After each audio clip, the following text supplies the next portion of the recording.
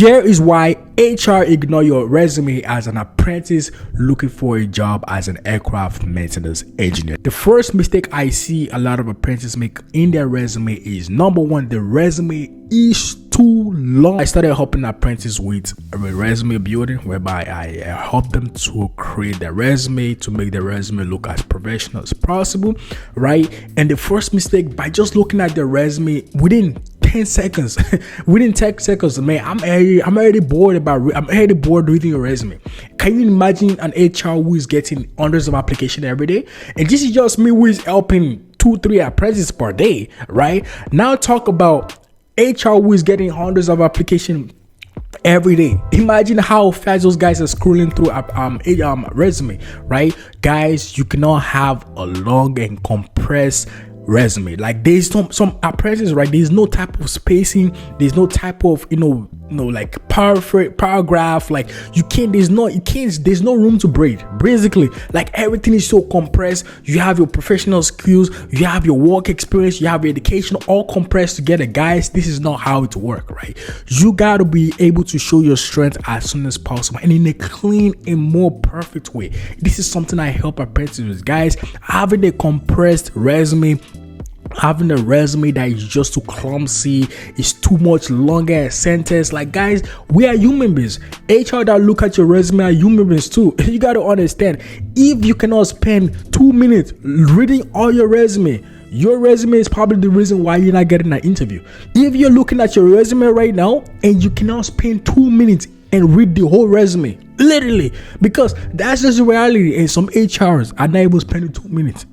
They're not spending 2 minutes. They're spending max maybe a minute, because they got to go through a lot of apprentice resume. They got to go through a lot of application, and for them to find the best candidate as soon as possible, they got to do that chop. It's in a fast way. You know what I mean? So if you're spending more than 2 minutes on your resume trying to read the whole resume, you're probably doing something wrong. All right. So what I usually recommend is, by having a really clean and spacious resume, you don't want to have more than 2 pages.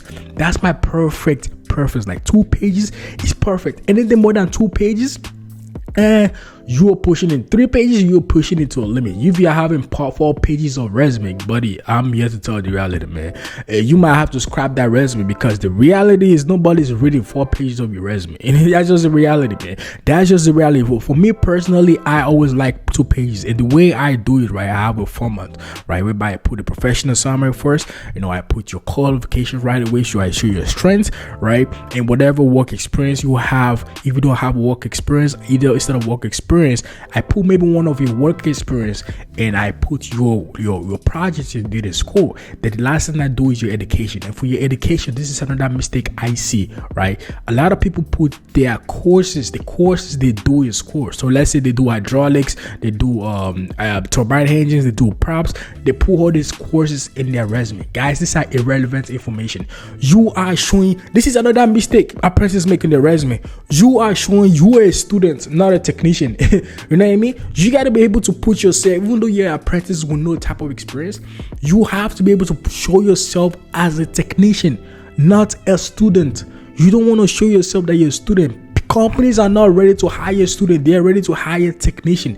You are in school for a reason, to get the fundamental educational experience, but also in school you're there to build a little bit of hand skills experience, right? And companies will prefer someone that already has some type of background in terms of hand skills, rather than someone who's just smart as fuck in just in studying, basically, right? So you got to be able to present yourself as a technician, not a student. What I usually recommend is, instead of for your education, I always write your education, the school you go to.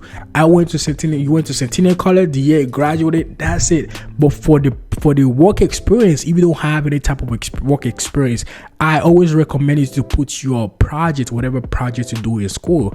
Let's say you worked on the 737, you guys did the oil servicing, you did some oil tire change, right? You want to put those skills there, and also the tools you use, so that way you're showing the company that, okay, yes, you're a graduate for school, but you have a basic knowledge and experience with using hand tools, you're using calibration tools, you have some basic experience in changing tires, those are the stuff that can boost your resume fast as possible. And you want to do it more in a professional way, not in a really clumsy way or a tight way whereby you're not highlighting your skills as soon as possible.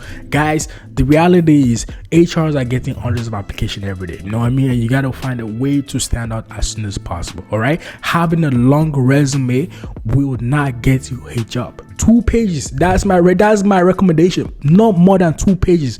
And you want to be able to fit everything in 2 pages. Please have spacing holes, spacing in your resume. Those are the things I usually recommend, all right? And if you're an apprentice that just graduated from school and you need someone to help you out to build a resume in a professional way that has higher chances of you getting a job as soon as you apply with that resume, this is something I have helped apprentices with. This is something I'm currently helping apprentices with. So if you're an apprentice that need that type of help in terms of resume building, in terms of job application, in terms of interview preparation, this is something I can help you out with. If you're that type of apprentice, click the link in the description, man, and book a consultation and let me see how I can help you out. All right, for you guys that are new to my channel, my name is Peter. I am a licensed aircraft maintenance engineer, and I have hundreds of videos regarding aircraft maintenance engineering on my channel. So if you're looking for any information regarding aircraft maintenance engineering, please do not forget to check out the videos on my channel, man. If you find my videos informative, please do not forget to like, share, and subscribe. Love you guys.